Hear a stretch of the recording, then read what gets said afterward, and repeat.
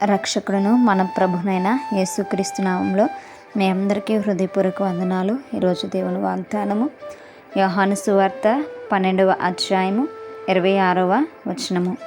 ఒకడు నన్ను సేవించిన ఎడల నన్ను వెంబడింపవలెను, అప్పుడు నేను ఎక్కడ ఉందునో అక్కడ నా సేవకుడును ఉండును. ఒకడు నన్ను సేవించిన ఎడల నా తండ్రి అతన్ని ఘనపరచును. హల్లెలూయా. మరి ఇక్కడ యేసుక్రీస్తు వారు మాట్లాడుతున్నటువంటి మాటలు. మరి మనము దేవునికి సేవకులుగా ఉండాలి అనంటే, మనం దేవుణ్ణి సేవించాలంటే ఆయన్ను నిరంతరం కూడా వెంబడించేటువంటి వారము ఉండాలి. ఆయన వెంబడించినప్పుడే మనం ఆయన్ని సేవించగలం.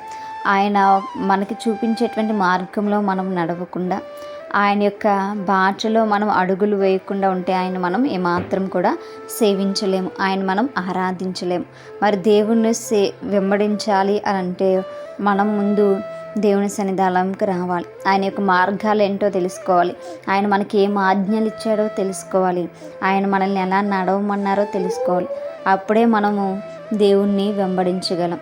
దేవుణ్ణి వెంబడిస్తూ ఆయన మాటల యందు శ్రద్ధ చూపుతూ మనం నడిచినప్పుడు మనం దేవుణ్ణి సేవించగలుగుతాం. ఆయన కొరకు అనేకులకు సాక్షులుగా మనం మార్చబడుతూ ఉంటాం.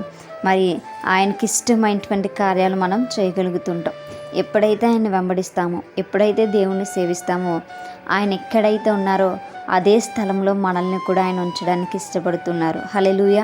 ఆయన తండ్రి యొక్క కుడి పార్శ్వవైపున ఉన్నారు కదా, పరలోక రాజ్యంలో ఉన్నారు కదా, ఆ రాజ్యంలో మనకు కూడా ఆయన స్థలము సిద్ధపరచడానికైనా వెళ్ళి ఉన్నాడు. మనం ఆయన సేవకులుగా ఉంటే, ఆయన్ను వెంబడించేటువంటి వారము ఉంటే మనము కూడా పరలోక రాజ్యంలో స్థానము సంపాదించుకుంటాం.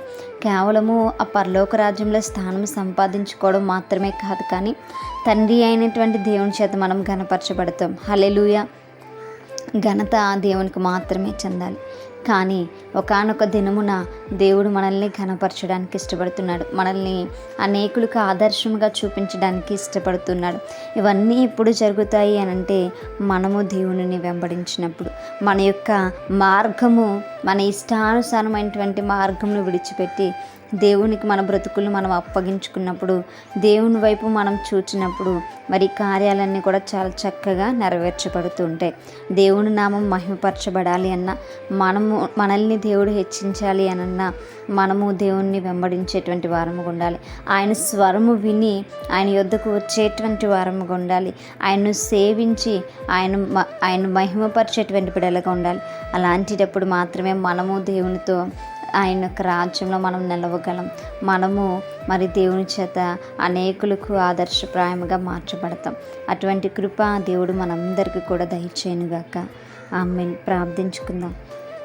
పరిశుద్ధుడా, మహాగణుడా, మీకు వందనాలు ప్రభా. నిన్ను వెంబడించుట అంటే, నిన్ను సేవించుట అంటే ప్రభా అయా నా తండ్రి నాయన, మా స్వచిత్తాన్ని మేము చంపేసుకుని ప్రభా నీ చిత్తాన్ని నెరవేర్చుట ప్రభా అయా ఏదేమైనా అయా తని నీపైన ఆనుకునుట, అటువంటి కృప మా అందరికీ దయచేయమని, నీ రాజ్యంలో మేము కూడా నిలుచుట నా ప్రభా మా అందరికీ దయచేయమని ప్రభా వేడుకుంటూ ఒక ప్రార్థన దయచేసి మీ పాద సన్నిధి చేర్చుకోమని యేసయ్య అతి పరిశుద్ధ నామంలో అతి మిక్కిలి వినయముగా బ్రతిమలాడి వేడుకుని పొంది ఉంచున్నాం మా ప్రియ పరలోకపు మా కన్న తండ్రి. Praise the lord.